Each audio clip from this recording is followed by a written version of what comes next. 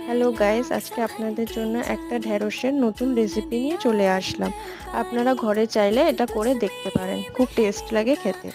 এটার জন্য আমাদের লাগবে 500 গ্রাম ঢেঁড়স, পেঁয়াজ, টমেটো, আদা কুচি, রসুন কুচি, লঙ্কা কুচি আর একটু লাগবে টক দই।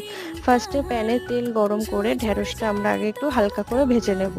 নিয়ে যাওয়ার পর তারপরে আলাদা কড়াইতে একটু তেল গরম করে তার মধ্যে পেঁয়াজ কুচিটা দিয়ে একটু নুন দিয়ে ভালো করে ভেজে নিতে হবে।